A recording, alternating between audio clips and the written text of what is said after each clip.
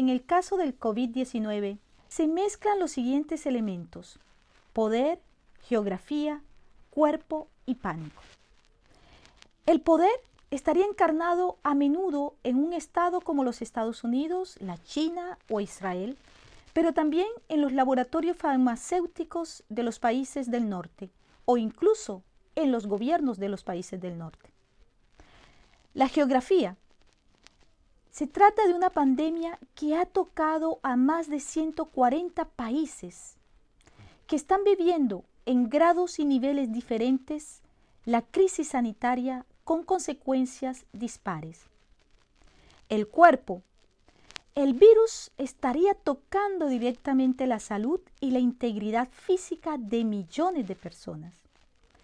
Pánico. El virus se propaga sin que los estados y gobiernos puedan evitarlo o proteger a sus nacionales, incluso en los países del llamado norte global. Es decir, al virus no lo detiene ninguna frontera.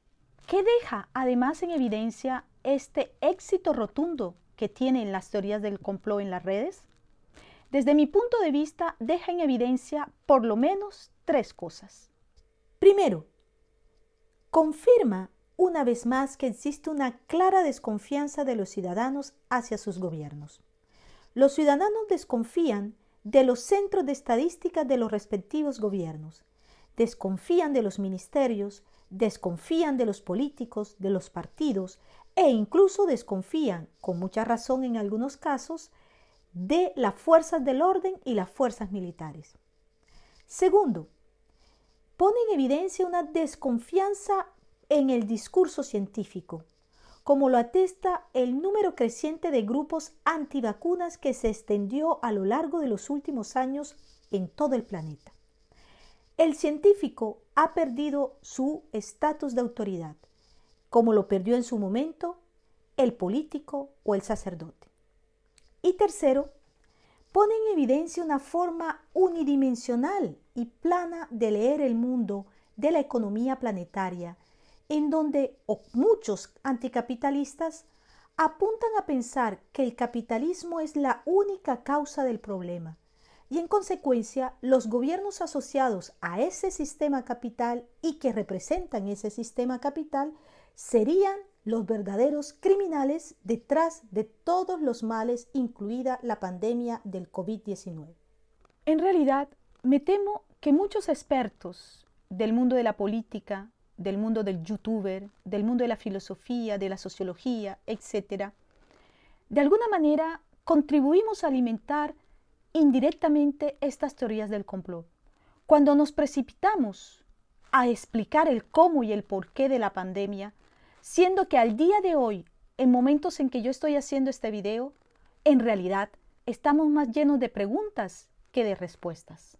Es difícil no tener respuestas contundentes, claras. Es difícil no tener un culpable que pueda responder por los cientos de enfermos, miles y quizás millones de personas que van a perecer a causa de este virus. Aún así, yo los invito a no temer a la ausencia de respuestas, no temer a la incertidumbre. Esas respuestas a tantas preguntas van a ir llegando. Debemos avanzar distinguiendo entre lo importante y la urgencia. La urgencia ahora es encontrar respuestas acerca de cómo los sistemas hospitalarios de cada uno de los estados, en especial me dirijo a los estados latinoamericanos, van a poder de alguna manera hacer frente de la forma más eficaz a la epidemia y la crisis hospitalaria. Lo urgente es saber cómo nos vamos a organizar para llegar a los más necesitados con alimento. Lo urgente es saber cómo nos vamos a organizar en términos de solidaridad. Ojo, solidaridad y no caridad. Porque la solidaridad, yo insisto, se organiza. La caridad es efímera.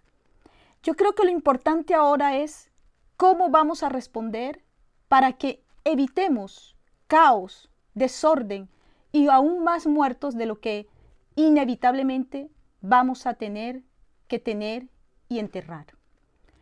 Eso es lo urgente. Lo importante sin duda, luego, saber cuáles son las responsabilidades en términos políticos a nivel de cada estado sobre la lamentable situación en la que se encuentran los sistemas hospitalarios de cada uno de los países afectados por este sistema. Lo importante será reconocer que la corrupción mata, y de manera literal, porque en muchos países nuestros latinoamericanos esa corrupción destruyó el sistema sanitario que hoy estamos necesitando.